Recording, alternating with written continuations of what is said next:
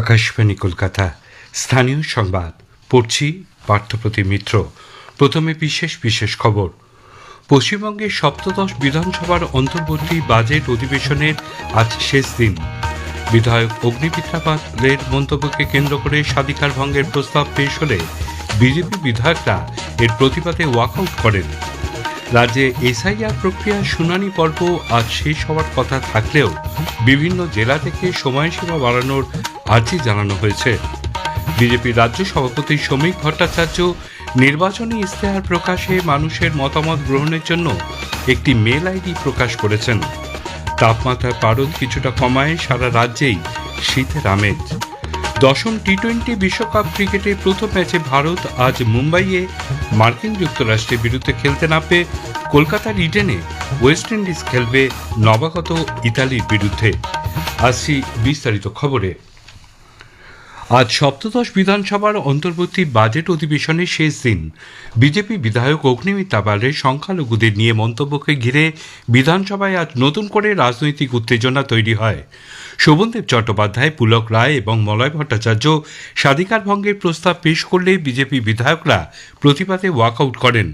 গতকাল বাজেট বিতর্কের সময় বিজেপি বিধায়ক অগ্নিমিত্রা পাল সংখ্যালঘু ও মাদ্রাসা শিক্ষা দপ্তরের বাজেট নিয়ে বিধানসভায় বিতর্কিত মন্তব্য করলে সরকার ও বিরোধী পক্ষের মধ্যে তীব্র সংঘাত বাধে।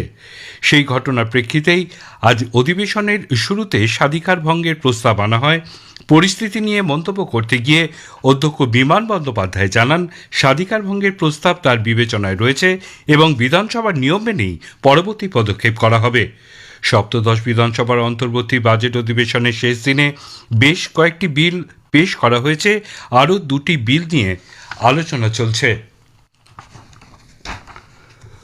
রাজ্যে এসআইআর প্রক্রিয়া শুনানি পর্ব আজ শেষ হওয়ার কথা থাকলেও বিভিন্ন জেলা থেকে সময়সীমা বাড়ানোর আর্জি জানানো হয়েছে। একটি প্রতিবেদন। রাজ্যে এসআইআর এর শুনানি প্রক্রিয়া আজ শেষ হওয়ার কথা, কিন্তু নির্দিষ্ট সময়ের মধ্যে এই শুনানি পর্ব শেষ হবে কিনা তা নিয়ে শুধু সাধারণ মানুষ নয়, উত্তর খুঁজছেন প্রশাসনিক কর্তারাও। কারণ একাধিক জেলা থেকে শুনানি পর্বের মেয়াদ বাড়ানোর জন্য সিইও দপ্তরের কাছে আর্জি জানানো হয়েছে। কমিশন সূত্রে জানা গিয়েছে, মালদা, দক্ষিণ 24 পরগনা সহ একাধিক জেলায় শুনানির কাজের এখনও অনেকটাই বাকি রয়েছে। মূলত লজিক্যাল ডিসক্রিপেন্সির তালিকায় বিপুল ভোটারের নাম অন্তর্ভুক্তির কারণে কমিশনের নির্দিষ্ট সময়সীমার মধ্যে শুনানির কাজ সম্পূর্ণ হবে না বলে জানিয়েছেন ওই সমস্ত জেলার নির্বাচনী কর্তারা। শুনানি সম্পন্ন করতে আরও অতিরিক্ত 7 দিন সময় চেয়ে সিইও দপ্তরে আর্জি জানিয়েছেন তারা। যদিও শুনানির সময় বাড়ানো হবে কিনা তা নিয়ে চূড়ান্ত সিদ্ধান্ত নেবে নির্বাচন কমিশনই। নিয়ম মাফিক সময় বাড়ানোর আবেদন নির্বাচন কমিশনের কাছে পাঠাচ্ছে রাজ্যের সিইও দপ্তর। অভিরূপ ভট্টাচার্য, আকাশবাণী সংবাদ, কলকাতা। ভোটার তালিকায় বিশেষ নিবিড় সংশোধনী কাজের সঙ্গে যুক্ত আধিকারিক ও কর্মীদের সাম্মানিক দ্রুত মেটানোর নির্দেশ দিল নির্বাচন কমিশন। এ নিয়ে রাজ্যের মুখ্য সচিবকে চিঠি পাঠিয়েছে কমিশন। চিঠিতে কমিশন জানিয়েছে, নির্বাচনী নিবন্ধন আধিকারিক, সহকারী নির্বাচনী নিবন্ধন আধিকারিক, বুথ লেভেল অফিসার ও সুপারভাইজারদের সাম্মানিক নির্ধারণ সংক্রান্ত আগের নির্দেশিকা অনুযায়ী দ্রুত অর্থ মেটাতে হবে। এর আগে এই বিষয়ে কমিশনের তরফে রাজ্যকে জানানো হলেও এখনও পর্যন্ত বকেয়া মেটানোর কোনো খবর পাওয়া যায়নি বলে উল্লেখ করা হয়েছে। ফলে পুনরায় নির্দেশ দিয়ে কমিশন জানিয়েছে, সংশ্লিষ্ট আধিকারিক ও কর্মীদের বকেয়া সাম্মানিক অবিলম্বে মিটিয়ে দিতে হবে। বিজেপি তাদের সংকল্পপত্র বা নির্বাচনী ইশতেহার প্রকাশের জন্য সর্বস্তরে মানুষের মতামত গ্রহণের সিদ্ধান্ত নিয়েছে। কলকাতায় আজ এক সাংবাদিক বৈঠকে দলের রাজ্য সভাপতি শ্রমিক ভট্টাচার্য এই মতামত গ্রহণের জন্য একটি ইমেল আইডির উদ্বোধন করেন। তিনি বলেন, সংকল্প.wb2026@bjpbengal.org এই ইমেলে আইডিতে প্রত্যেকেই তাদের মতামত জানাতে পারবেন। সকলের মতামত ও পরামর্শ নিয়ে সংকল্পপত্র তৈরি হবে। এক প্রশ্নের উত্তরে রাজ্য সভাপতি জানান, এর আগেও সকলের মতামত নিয়ে সংকল্পপত্র তৈরি করা হয়েছে, তবে এবার সমাজের সর্বস্তরের মানুষের মতামত নেওয়া হবে।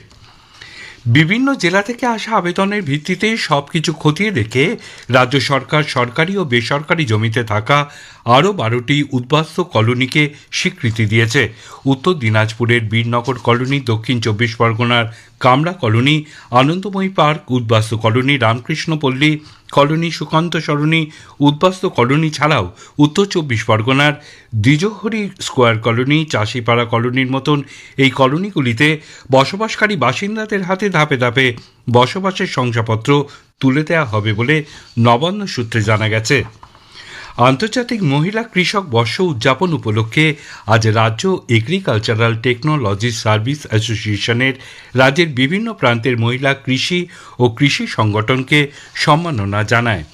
সংগঠনের 75তম বর্ষপূর্তি উদযাপন অনুষ্ঠান থেকে কৃষি অনন্যা পুরস্কারে ভূষিত করা হয় উত্তর 24 পরগনার সমাপ্তি মণ্ডল, মুর্শিদাবাদের মহিলা কৃষক মৌসুমী বিশ্বাস, নদিয়ার তাপসী রায়, পুরুলিয়ার লক্ষ্য কর্মকার এবং কোচবিহার জেলার হোসেনে আরা বিবিকে। উত্তর 24 পরগনার সমাপ্তি বলেন, প্রযুক্তি নির্ভর কৃষিকাজের ফলে বেড়েছে উৎপাদন। সাধারণ মহিলা থেকে আজ কৃষি অনন্যা হয়ে ওঠার জন্য তিনি সকলকে ধন্যবাদ জানান। নমস্কার, আমি সমাপ্তি মণ্ডল। আমি উত্তর 24 পরগনার হাবড়া ব্লক থেকে বলছি। আমি নর্মাল মেয়ে থেকে একজন মহিলা চাষি হয়ে উঠতে পেরেছি, তার জন্য অসংখ্য ধন্যবাদ জানাই আমার আশেপাশে থাকা প্রত্যেকটা মানুষকে। কারণ আমার মা থেকে শুরু করে আমাদের এগ্রিকালচার অফিসার প্রত্যেকের সহযোগিতা ছিল বলেই আজকে সমাপ্তি থেকে মহিলা চাষি সমাপ্তি হওয়ার সাহসিকতা দেখানোর চেষ্টা করতে পেরেছি, বা আজকে সার্সার মতো এত সুন্দর একটা মঞ্চে নিজেকে পুরস্কৃত করতে পেরে নিজের প্রতি এবং মা বাবার প্রতি গর্ববোধ করছি। সার্সার হাত ধরে আমরা যখন শুরু করেছি চাষ, তখন প্রথমেই যেটা আমাদের মাথায় এসেছে কৃষির সঙ্গে প্রযুক্তির ব্যবহার, যার ফলে আমাদের শ্রমিক খরচা এবং বিভিন্ন আনুষঙ্গিক যে খরচাগুলো কমে যায়, যার ফলে আমরা চাষিরা লাভবান হতে পারি। প্রাথমিক শিক্ষা পর্ষদ জানিয়েছে, প্রাথমিক স্কুলে ভিন্নভাবে সক্ষমদের জন্য স্পেশাল এডুকেটর নিয়োগের পরীক্ষা হবে আগামী 22শে ফেব্রুয়ারি। 2308টি শূন্য পদের জন্য পরীক্ষার্থীর সংখ্যা 3131 জন। দুপুর 12টা থেকে 2:30 পর্যন্ত পরীক্ষা নেওয়া হবে। উল্লেখ্য, এই পরীক্ষার আবেদনকারীদের আরসিআই অনুমোদিত শিক্ষা প্রতিষ্ঠান থেকে ডিএলএড স্পেশাল কোর্স পাস করা বাধ্যতামূলক। সেই সঙ্গে পড়ানোর জন্য 6 মাসের প্রশিক্ষণও থাকতে হবে। স্থানীয় সংবাদ শুনছেন আকাশবাণী কলকাতা কেন্দ্র থেকে।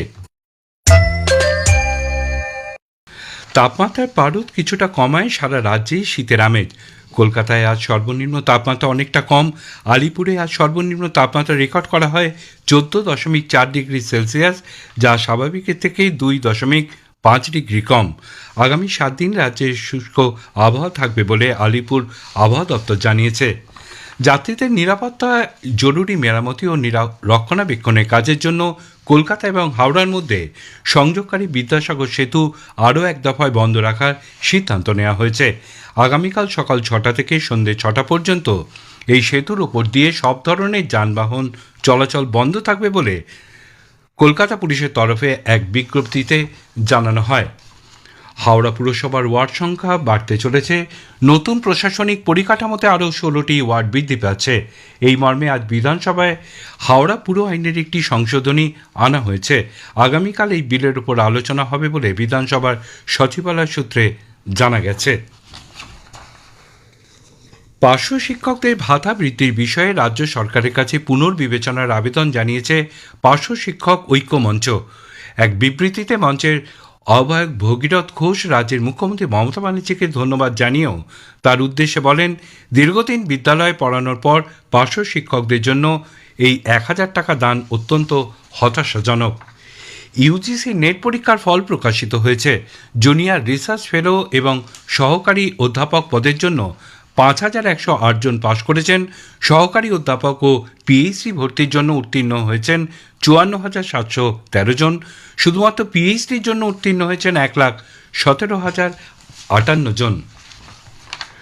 জলপাইগুড়ি কৃষি বিজ্ঞান কেন্দ্রে কেন্দ্রীয় সরকারের national mission of oil seed প্রোগ্রামের প্রশিক্ষণ চলছে। 7 জন কৃষক এখানে প্রশিক্ষণ নিচ্ছেন। কেন্দ্রের শস্য বিজ্ঞান বিশেষজ্ঞ কৌশিক পাল জানিয়েছেন, চলতি আর্থিক বছরে 100 হেক্টর জমি বাদাম চাষের জন্য নির্দিষ্ট করা হয়েছে। এলাকায় কৃষকদের 2 দিনব্যাপী প্রশিক্ষণের পর 100 হেক্টর জমির সয়েল টেস্ট করা হবে কৃষি বিজ্ঞান কেন্দ্রের ল্যাবরেটরিতে। সেই রিপোর্ট কৃষকদের কাছে পাঠানো হবে।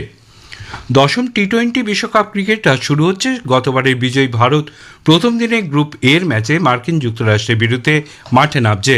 মুম্বাইয়ের ওয়াংখেড়ে স্টেডিয়ামে খেলা শুরু হবে সন্ধ্যে 7টায়।